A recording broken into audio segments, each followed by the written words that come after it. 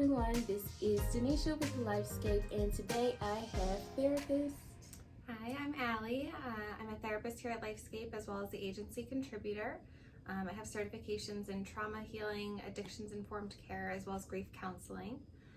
Today we're going to be talking about self as concept, otherwise known as observing self. It's one of the 6 principles of acceptance and commitment therapy. If you had a chance to watch last week's video, or if you haven't and you'd like to go back, we talked about values. And within the context of talking about values, we brought up the idea of, well, what does that mean about your identity? And we thought that would be a beautiful transition to this week, then talking about this next principle of ACT, as well as it's going to be tying into another series that Danesha will share a little bit more about as well.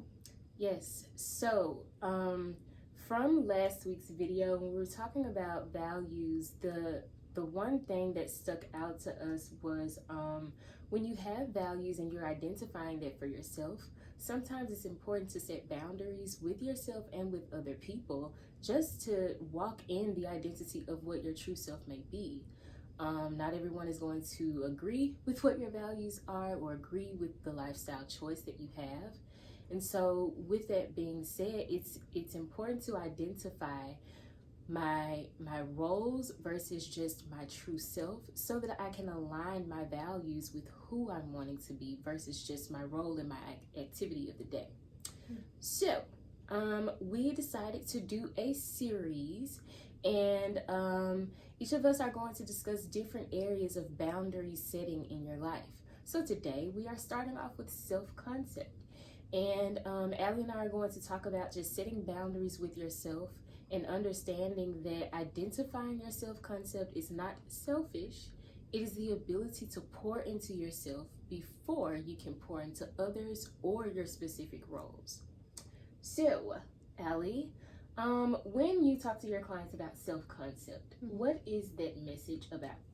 Sure. So this is about the idea that you can be mindful about the different roles that you play throughout your day, throughout your life, and that you don't have to get stuck with any particular value. So I'll ask my clients, who do you believe that you are? And typically we'll answer with, I am this. I am a mother, I'm a student, I'm a nurse, I'm a teacher, I'm a dog mom, all of the different roles that we play throughout our life. Yeah. And people don't realize that the only thing that's consistent then with all of those phrases is the I am. So that's what's truly important, is that you exist throughout all of those roles. That makes so much sense, because when you just have like natural introduction and say, oh, what do you do?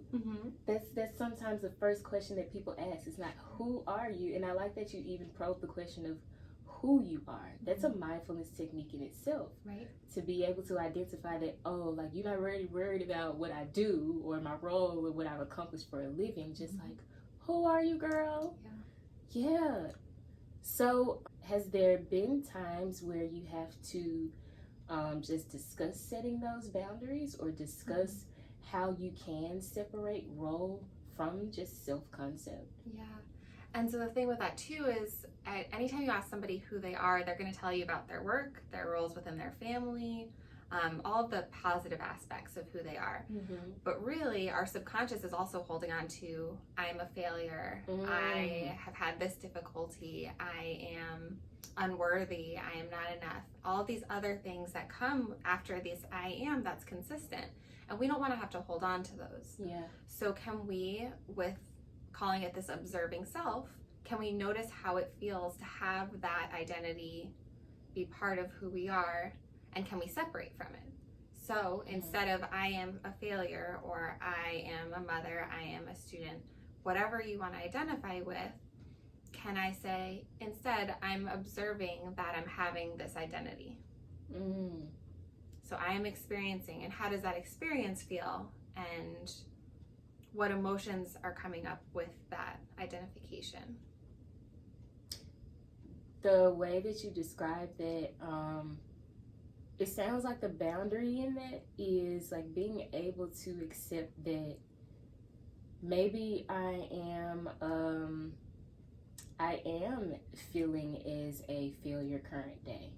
but not being able to identify that I am failure, or I am failing. Like, this is an experience that I'm having and I can grow from it.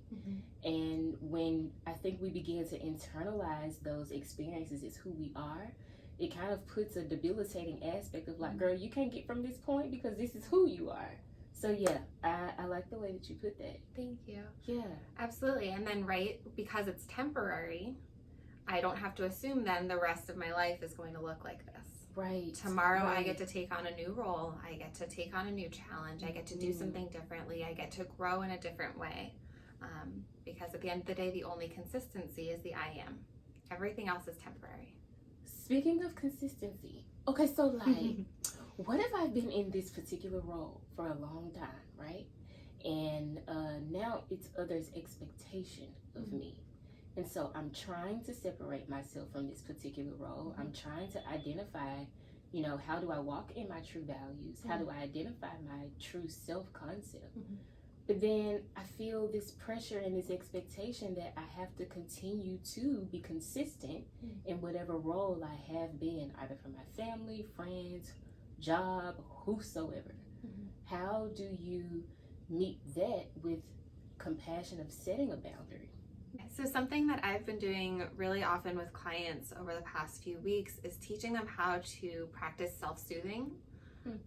So what I'm hearing from you is, how do I comfort myself when other people have different expectations for the roles that I should be playing? Yeah. And so can you meet yourself with compassion and caring and love for yourself and tell yourself, I love you, I'm here for you, I understand this is challenging, and provide yourself a layer of acknowledgement and recognition and love that you don't need to meet anybody else's expectations.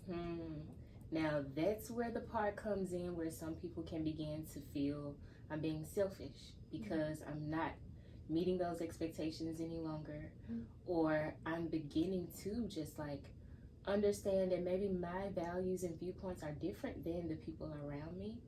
And what I'm hearing from you is like, it's okay to be compassionate with myself and take my own time of just acknowledging that maybe this has been a role for so long, and that disconnect is coming from I'm not living in my true self. So when you're finding that you may no longer fit with that friend group, or you no longer want to pick up the phone for this particular person because conversation is now different, or even if you wake up and you feel like, okay, I feel stressed just because I know I gotta go to work, or like Sunday night, I know that the rest of the week is full of work. So when I need to acknowledge there is a disconnect in those roles now, how do I begin to, I guess in a way, tell myself that the boundary is needed and not necessarily, I'm just about to jump into another role? Sure. Yeah, one of my favorite things that I've seen recently on boundaries was this idea that boundaries are not disrespectful to you, but they're respectful to me. So I'm not setting this boundary to be mean or to dishonor you or to cut off somebody else, but really to honor and respect what I need. Yeah. And there's nothing selfish about that. Yes. Totally agree. So, guys, we thank you for taking some time out and watching this. I hope that you are really getting into the idea of self-care around this time, the idea that it has shown us that we need just valuable balance of having our downtime, but having our activity in our roles. And during your downtime, be willing to just be one with yourself. Like, not feeling like you have to pick up another role, or when I get home, I have to find something else to do. I think around this time, it's really showing us that, like, you need you more so than ever, so that you can stay sane, continue to pour into those roles. Because if not, the risk is burnout, meaning you don't have anything else to give yourself or those roles or other people. So throughout the rest of this series, I hope that you guys take tips and take time to acknowledge boundary setting in your own life, in different aspects of your life, and leave us a comment and share how either boundary setting may be a brand new aspect for you or has helped you so that you can help others. So again, thank you, Ally, for taking some time out today. Thanks, Danesha. Yes, yes. And we will see you guys next week. All right. Take care.